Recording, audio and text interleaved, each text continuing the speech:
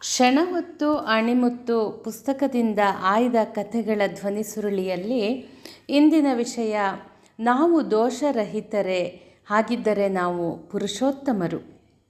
ನಮ್ಮೊಂದಿಗೆ ವ್ಯವಹರಿಸುವವರು ಏನಾದರೂ ದೋಷಗಳನ್ನು ಹೊಂದಿದ್ದರೆ ನಮಗೆ ಸಿಟ್ಟು ಬರುತ್ತದೆಯೇ? ಹಾಗಿದ್ದರೆ ಈ ಕಥೆಯನ್ನು ಓದಬಹುದು. ಅಕ್ಕಪ್ಪ ಮತ್ತು ಪಕ್ಕಪ್ಪ ನೆರೆಹೊರೆಯವರು. ಒಮ್ಮೆ ಅಕ್ಕಪ್ಪ ಒಂದು ಗುಲಾಬಿ ಗಿಡವನ್ನು ತಂದು ನೆಟ್ಟ. ಪ್ರತಿದಿನ ಗಿಡಕ್ಕೆ ಗೊಬ್ಬರ ನೀರು ಹಾಕುತ್ತಿದ್ದ. ಕೆಲವೇ ದಿನಗಳಲ್ಲಿ ಗಿಡದಲ್ಲಿ ಗುಲಾಬಿಯ ಮೊಗ್ಗೊಂದು ಕಾಣಿಸಿಕೊಂಡಿತು. ಮರುದಿನ ಗುಲಾಬಿಯ ಮೊಗ್ಗು ಇನ್ನೂ ದೊಡ್ಡದಾಗಿತ್ತು. ಆದರೆ ಗುಲಾಬಿ ಹೂವಿನ ಕೆಳಗೆ 2 ಮುಳ್ಳುಗಳು ಬೆಳೆಯುತ್ತಿದ್ದವು. ಇಷ್ಟು ಚೆನ್ನಾಗಿ ಲಾಲನೆ ಪೋಷಣೆ ಮಾಡಿದರೂ ಮುಳ್ಳು ಬೆಳೆಯುತ್ತಿದೆಯಲ್ಲ ಎಂದು ಅಕ್ಕಪ್ಪನಿಗೆ ದುಃಖವಾಯಿತು. ಅಂದು ಗಿಡಕ್ಕೆ ನೀರು ಕಡಿಮೆ ಹಾಕಿದ. ಮರುದಿನ ಗುಲಾಬಿ ಇನ್ನೇನು ಅರಳುವುದರಲ್ಲಿತ್ತು. ಆದರೆ ಮೊದಲಿದ್ದ 2 ಮುಳ್ಳುಗಳು ದೊಡ್ಡದಾಗಿದ್ದವು. ಹೂ ಬಿಡು ಎಂದರೆ ಹೂವಿಗಿಂತ ಹೆಚ್ಚಾಗಿ ಮುಳ್ಳೇ ಬಿಡುತ್ತಿದೆಯಲ್ಲ ಎಂದು ಬಹಳ ಸಿಟ್ಟು ಬಂತು. ಸಿಟ್ಟಿನ ಆವೇಶದಲ್ಲಿ ಗಿಡವನ್ನು ಕಿತ್ತು ಎಸೆದ. ಇದನ್ನು ಗಮನಿಸಿದ ಪಕ್ಕಪ್ಪ ಗಿಡದ ಮೇಲೆ ಅಷ್ಟೊಂದು ಸಿಟ್ಟೇಕೆ ಎಂದು ಪ್ರಶ್ನಿಸಿದ. ಅಕ್ಕಪ್ಪ, ಮುಳ್ಳು ಬೆಳೆಯುತ್ತಿರುವ ಗುಲಾಬಿ ಗಿಡ ಇಟ್ಟುಕೊಂಡು ನಾನೇನು ಮಾಡಬೇಕು, ಅದಕ್ಕೆ ಕಿತ್ತೆಸೆದೆ ಎಂದು ಬುಸುಗುಡುತ್ತಾ ಮನೆಯೊಳಕ್ಕೆ ಹೋದ. ಇದಾದ 3 ತಿಂಗಳಲ್ಲಿ ಪಕ್ಕಪ್ಪ ಸಣ್ಣದೊಂದು ಹೂಗುಚ್ಛವನ್ನು ಅಕ್ಕಪ್ಪನಿಗೆ ಕೊಟ್ಟ. ಈತ ಇದೇನು ವಿಶೇಷ ಎಂದ.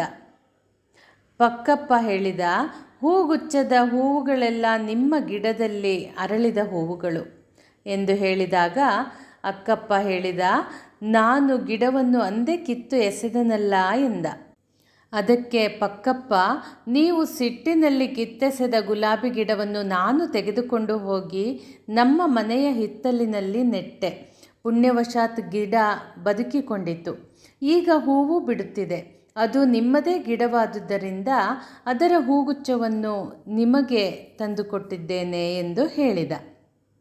ಅಕ್ಕಪ್ಪ ಗಮನಿಸಿ ನೋಡಿದಾಗ ಹೂವುಗಳು ಚೆನ್ನಾಗಿ ಅರಳಿದ್ದವು ಮತ್ತು ಕೊಂಬೆಯಲ್ಲಿನ ಮುಳ್ಳುಗಳನ್ನು ಕತ್ತರಿಸಲಾಗಿತ್ತು. ಅಕ್ಕಪ್ಪನ ಆಶ್ಚರ್ಯವನ್ನು ಕಂಡ ಪಕ್ಕಪ್ಪ, ಗುಲಾಬಿ ಗಿಡದಲ್ಲಿ ಹೂಗಳು ಬೆಳೆಯುವಷ್ಟೇ ಸಹಜವಾಗಿ ಮುಳ್ಳುಗಳು ಬೆಳೆಯುತ್ತವೆ. ಮುಳ್ಳಿಲ್ಲದ ಗುಲಾಬಿ ಗಿಡ ಇರಲು ಪ್ರಕೃತಿಯಲ್ಲಿ ಸಾಧ್ಯವಿಲ್ಲ. ಗಿಡದಿಂದ ಹೂವನ್ನು ನಿರೀಕ್ಷಿಸುವವರು ಮುಳ್ಳಿನ ಬಗ್ಗೆ ಆಕ್ಷೇಪಿಸಬಾರದು. ನಾನು ನೀವು ಕಿತ್ತೆಸೆದ ಗಿಡವನ್ನೇ ನೆಟ್ಟಿದ್ದೆ.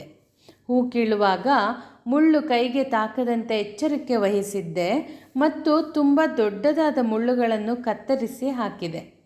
ಈಗ ಗುಲಾಬಿ ಹೂ ಮತ್ತು ಅದರ ಕೊಂಬೆಗಳಿರುವ ಹೂಗುಚ್ಛವನ್ನು ಏನೂ ತೊಂದರೆ ಇಲ್ಲದೆ ಕೈಯಲ್ಲಿ ಹಿಡಿಯಬಹುದು ಎಂದು ಹೇಳಿದ. ಬದುಕಿನಲ್ಲಿ ನಮ್ಮೊಂದಿಗೆ ವ್ಯವಹರಿಸುವ ಎಲ್ಲರೂ ಏನೂ ದೋಷಗಳಿಲ್ಲದೆ ಇರುತ್ತಾರೆ ಎಂದು ನಿರೀಕ್ಷಿಸಬಹುದೇ? ದೋಷಗಳು ಅವರಲ್ಲೂ ಇರುತ್ತವೆ, ನಮ್ಮಲ್ಲೂ ಇರುತ್ತವೆ. ಸಾಧ್ಯವಾದ ಮಟ್ಟಿಗೆ ಅವರ ದೋಷಗಳನ್ನು ಬಿಡಿಸಲು ಅಥವಾ ಕಡಿಮೆಗೊಳಿಸಲು ನಾವು ಪ್ರಯತ್ನಿಸಬಹುದು. ಅಥವಾ ನಾವು ಅವರೊಂದಿಗೆ ವ್ಯವಹರಿಸುವಾಗ ಅವರ ದೋಷಗಳು ನಮಗೆ ತಾಕದಂತೆ ಎಚ್ಚರ ವಹಿಸಬಹುದು. ದೋಷಗಳೇ ಇಲ್ಲದವರೊಂದಿಗೆ ಮಾತ್ರ ವ್ಯವಹರಿಸುತ್ತೇವೆ ಎಂದರೆ ನಾವು ಯಾರೊಂದಿಗೂ ವ್ಯವಹಾರವನ್ನು ಮಾಡಲು ಆಗುವುದಿಲ್ಲ.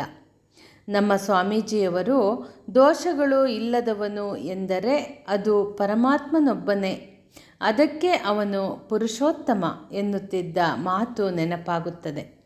ಈಗ ಹೇಳಿ, ನಾವು ಪುರುಷೋತ್ತಮರೇ? ಸ್ನೇಹಿತರೆ, ಮತ್ತೆ ಮುಂದಿನ ಸಂಚಿಕೆಯಲ್ಲಿ ಭೇಟಿಯಾಗೋಣ. ಧನ್ಯವಾದಗಳು.